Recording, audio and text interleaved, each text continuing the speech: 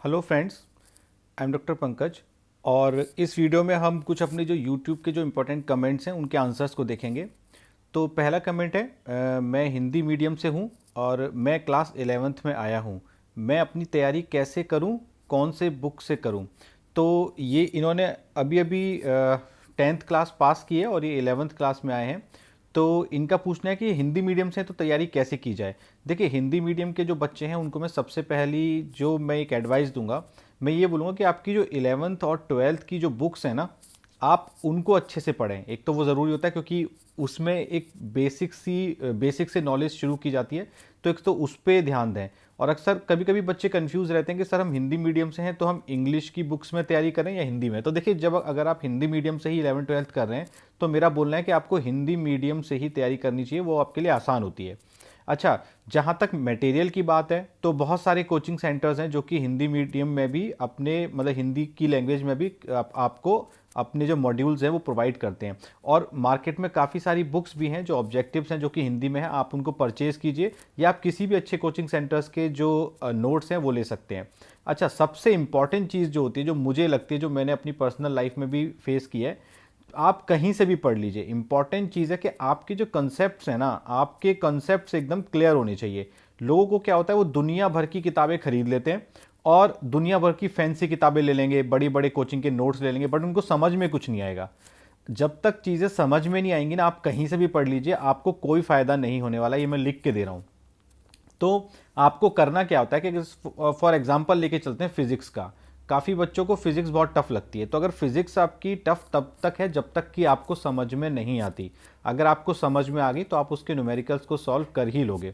तो उसके लिए करना क्या है आपको, कि आपको चाहे अपने आप जिस भी कभी कभी लोग होते हैं जो हिंदी मीडियम वाले बच्चे होते हैं ना, वो एक छोटे शहर में रहते हैं, तो आप वहाँ भी ना कोई अच्छा टीचर खोजिए। ठीक है, हमेशा हर शहर में एक या दो टीचर्स तो अच्छे होते ही हैं, और उन टीचर्स के पास ट्यूशन लेके अपने सब्जेक्ट्स के कॉन्सेप्ट्स को क्लियर कीजिए। या फिर आप अपने सीनियर्स की भी हेल्प ले सकते हैं, अगर अगल बगल में कोई रहता है जिसको फिजिक्स आती है, केमिस्ट्री आती है, उसकी भी हेल्प ले सकते हैं। बट आपके कॉन्सेप्ट जो है ना वो क्लियर होने चाहिए। अगर कॉन्सेप्ट्स क्लियर नहीं होंगे तो आप कहीं के भी नोट्स ले लो, कहीं की भी बुक ले लो, आप कभी सिलेक्ट नहीं हो पाओगे। अच्छा, नेक्स्ट क्वेश्चन है, sir what is your monthly salary? मेरी अभी जो सैलरी है वो 1,20,000 रुपये है, अभी जो मेरी करंट सैलरी है। Next, if I get 80 in class 10, how can I crack NEET?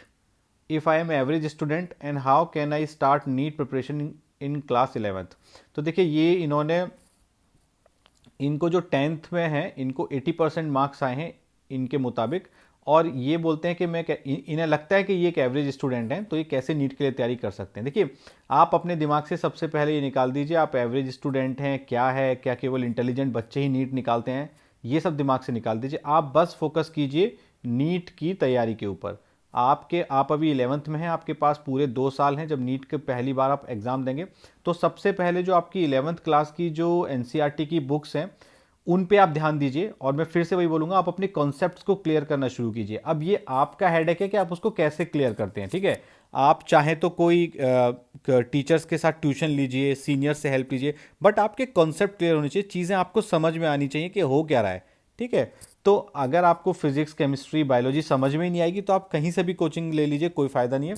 और इंग्लिश मीडियम के लिए तो मार्केट में मटेरियल भी ज़्यादा है, बहुत सारे कोचिंग सेंटर्स के नोट्स हैं, बहुत सारी बुक्स हैं, like biology on finger tips, बहुत सारे हैं। तो आप उसकी हेल्प से तैयारी शुरू कीजिए। स्कूल में जो पढ़ाई होती है उस पर ध्यान दीजिए और अपने कॉन्सेप्ट्स को क्लियर करने की कोशिश कीजिए अपने टीचर्स से बात करके। नेक्स्ट है, सर नियोज स्टूडेंट एलिजिबल हैं एम्स कॉलेज के लिए? देखिए, नियोज का मतलब आई थिंक ये ओपन स्कूल की बात कर रहे हैं।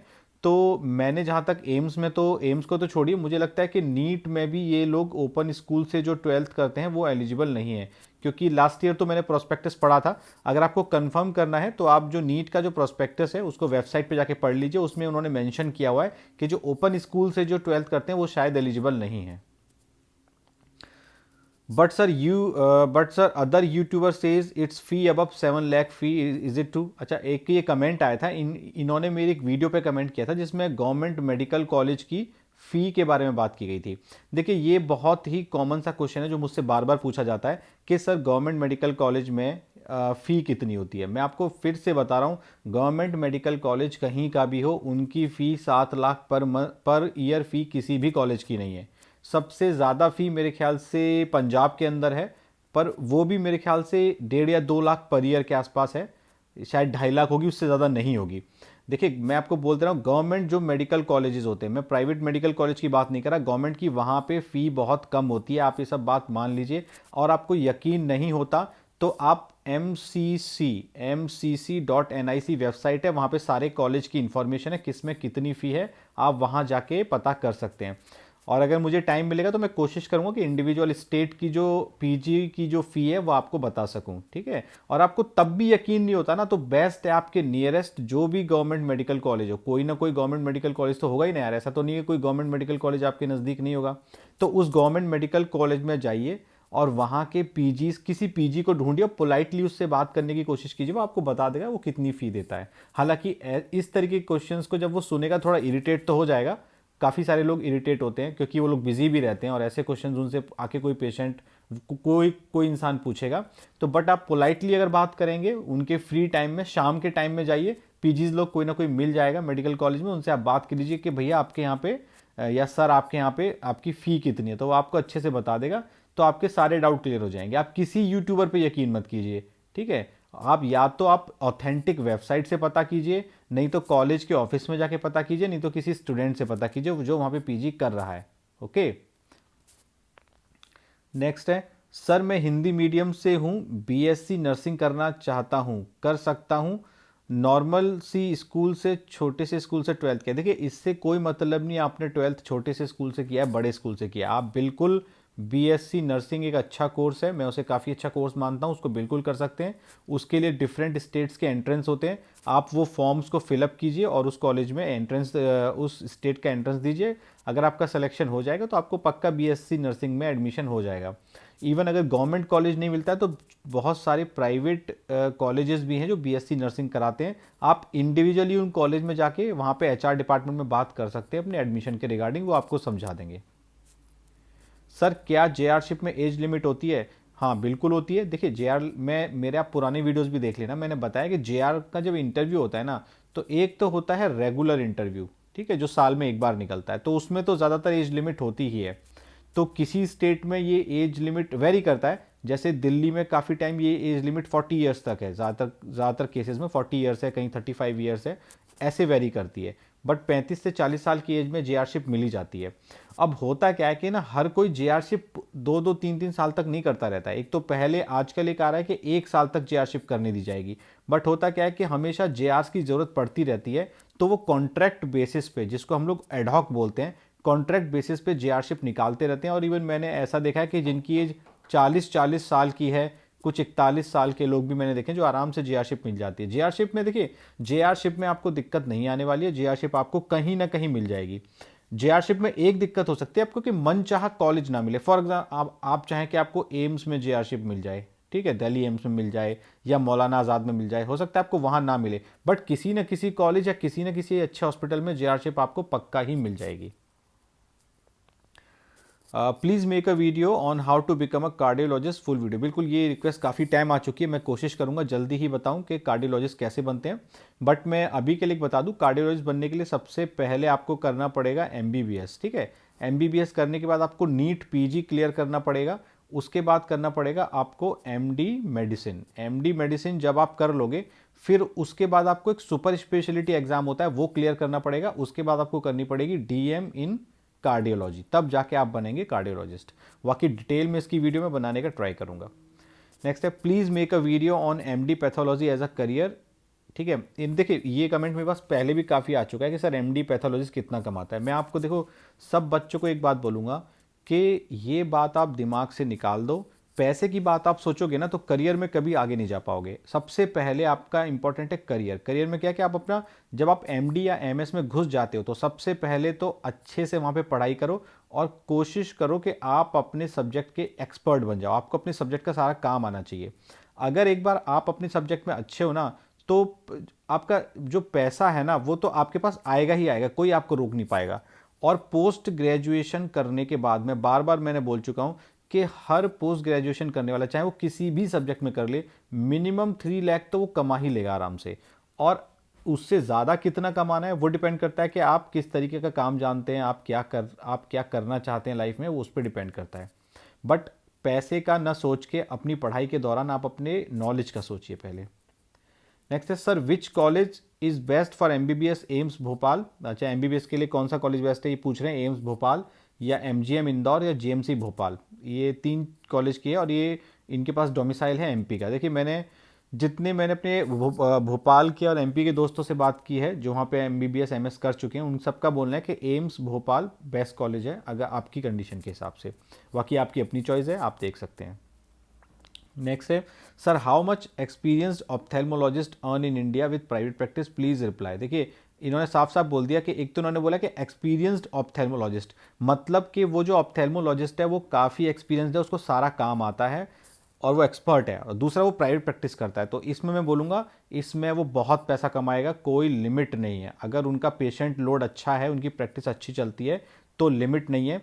और मैं बार बार बोलता हूँ कि मिनिमम 3 से 4 लाख रुपए तो हर कोई कमा लेता है, पर अगर किसी की प्रैक्टिस प्राइवेट प्रैक्टिस बहुत अच्छी चलती है तो मैं ऐसे लोगों को जानता हूँ जो 30 40 लाख 50 लाख पर मंथ कमाते हैं। ऐसे डॉक्टर्स हैं जिनकी प्रैक्टिस अच्छी चलती है। तो फिर तो कोई लिमिट ही नहीं है। प्राइवेट प्रैक्टिस अगर आपकी अच्छी चलती है, आप एक्सपर्ट हैं, तो आपकी कोई भी लिमिट नहीं है। Sir, doctor versus IAS comparison video, देखिए इसमें पहली बात तो मुझे नहीं लगता इसमें कुछ कंपेयर करने की ज़रूरत है, फिर भी मैं ट्राई करूँगा बनाने की।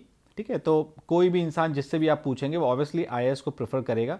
मैं भी यही बोलूँगा। अगर मुझसे कोई बोलेगा कि डॉक्टर वर्सेस आईएएस, तो आईएएस एक अलग फील्ड है यार, वो एक सिविल सर्विसेज है, उनका एक अपना एक जो समाज में या फिर देखो एक चीज़ होती है पावर, ठीक है।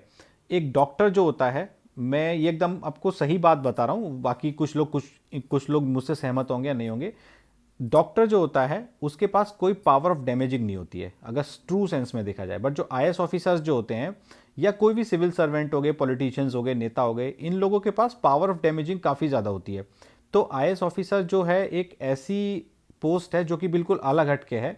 काफ़ी सारे डॉक्टर्स, मेरे तो काफ़ी सारे डॉक्टर्स हैं जो आईएएस ऑफिसर्स भी हैं, पीसीएस हैं, तो इनका कंपैरिजन करना एक अलग बात है, क्योंकि कोई भी ज़्यादातर 99.9% लोग आईएएस को ही प्रेफर करेंगे और उसमें कोई गलत बात भी नहीं है। बाकी एक डिटेल वीडियो इनके बाद में इसके बारे में बाद में तैयार की जाएगी। नेक्स्ट है sir, whether senior residency is compulsory after 3 years of MS. हाँ देखिए, ये इंपॉर्टेंट अच्छा क्वेश्चन है कि इनका पूछना है कि आपने एमएस तो कर ली, ठीक है, आपने एमएस कर ली या एमडी कर ली 3 साल की, अब उसके बाद जो एसआरशिप जो होती है क्या वो कंपलसरी है? देखिए मेरे ख्याल से हाँ, हमेशा आपको, देखो कंपलसरी तो नहीं है, आपकी इच्छा है। अगर आप फॉर एग्जांपल आप प्राइवेट किसी हॉस्पिटल में काम करना चाहते हैं, ओके, और अगर आपका खुद की प्रैक्टिस है तब तो एसआरशिप की कोई ज़रूरत इतनी नहीं आएगी। बट अगर आप एज एम्प्लॉय काम करना चाहते हैं, सपोज कीजिए आप किसी प्राइवेट अगर हॉस्पिटल में भी एज अ कंसल्टेंट काम करना चाहते हैं, तब भी आपको वो बोलेंगे कि सर आप अपनी 3 साल की एसआरशिप कर लीजिए, ठीक है। या कभी आप अगर किसी मेडिकल कॉलेज या चाहे वो गवर्नमेंट मेडिकल कॉलेज हो चाहे प्राइवेट कॉलेज हो, अगर आप वहाँ पे हायर पोस्ट के लिए अप्लाई करना चाहते हैं, फॉर एग्जांपल अगर आप असिस्टेंट प्रोफेसर बनना चाहते हैं, तो भी आपको 3 साल की एसआरशिप चाहिए होगी। अच्छा, अभी रिसेंट ईयर में जो नेशनल मेडिकल काउंसिल है उसके कुछ रूल्स आ रहे हैं नए, जिसमें अब वो लोग केवल 1 साल की एसआरशिप मानी जाएगी, मतलब जो 3 साल करनी पड़ती थी वो 1 साल ही करनी पड़ेगी। तो वो रूल जल्दी ही आ जाएगा। बट हाँ, मैं अभी बोलूँगा कि एसआरशिप आपको कर लेनी चाहिए, क्योंकि अगर आप हायर स्टडीज़ के लिए जाते हैं, फेलोशिप के लिए जाते हैं, या किसी प्राइवेट हॉस्पिटल में कंसल्टेंट भी बनते हैं, तो भी लोग जो एसआरशिप कर चुके होते हैं उन्हीं को प्रेफर करते हैं। तो इस वीडियो को यहीं पे एंड करते हैं। Thanks for watching my video.